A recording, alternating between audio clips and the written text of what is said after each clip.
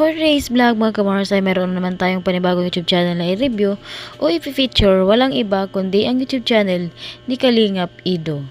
Si Kalingap Ido ay may 412,000 subscribers na siya. Dito sa video nito mga kamars ay ating alamin kung magkano nga ba ang kanyang estimated YouTube sahod.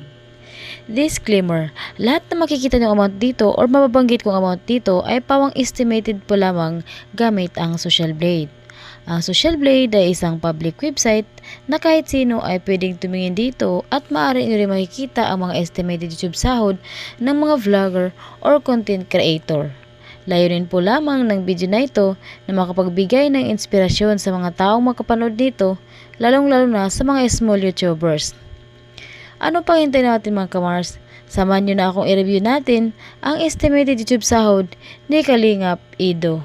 So yun nga mga kamars, andito tayo ngayon sa official YouTube channel ni Kalingap Ido dito sa Social Blade. So dito meron makikita natin ang subscribers na 412,000 subscribers at meron siyang 1,200 videos uploads at umabot ng 70 million video views at ginawa ang kanyang YouTube channel noong February 10, 2021.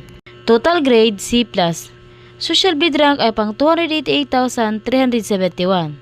Subscribers rank ay pang 1,929 at ang kanyang video views rank ay umabot na ng 415,081. Country rank ay pang 687 siya sa Pilipinas bilang isang vlogger. Nakakuha siya ng 1,000 subscribers in the last 30 days at umabot ng 2.5 billion video views in the last 30 days.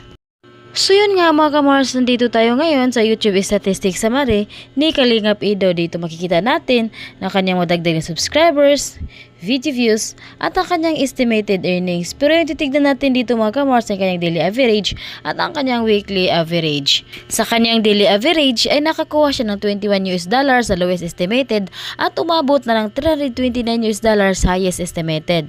I-convert naman natin ito sa piso. Simula itong pag-convert sa lowest estimated na meron siyang $21 i-times natin sa 59 ay meron siyang 1,239 pesos na posibleng kitain sa loob ng isang araw. At kung maabot naman niya ang highest na meron siyang $329 i-times natin sa 59 ay meron siyang 19,411 pesos na posibleng kitain sa loob ng isang araw. At yun nga mga kamars, dito naman tayo ngayon sa kanyang weekly average. Sa kanyang weekly average ay nakakuha siya ng $27 sa lowest estimated at umabot na ng $438 sa highest estimated. I-convert naman natin ito sa piso. Simulat pag-convert sa lowest estimated na meron siyang $27 i-times natin sa 59 ay meron siyang 1,593 pesos na posibleng kitain sa loob ng isang linggo. At kung maabot naman niya ang highest na meron siyang $438 i-times natin sa 59 ay meron siyang 25,842 pesos na posibleng kitain sa loob ng isang linggo. At yun nga mga kamars, nandito naman tayo ngayon sa kanyang estimated monthly earnings. Paalala po lamang mga kamars, ito ay estimated po lamang. Sa kanyang estimated monthly earnings ay nakakuha siya ng $618 sa lowest estimated at umabot ng $9,900 sa highest estimated. I-convert naman natin ito sa piso. Simulan natin pag-convert sa lowest estimated na meron siyang $618 i-times natin sa 59 ay meron siyang 36,462 pesos na posibleng kitain sa loob ng isang buwan. At kung maabot naman niya ang highest na meron siyang $9,900 i-times natin sa 59 ay mayroon siyang 584,100 pesos na posibleng kitain sa loob ng isang buwan. At yun nga mga kamars, maraming salamat po hanggang dito na nating video. Huwag niyo sanang kalimutan mag-like, share at subscribe sa munting channel na ito. Maraming salamat po.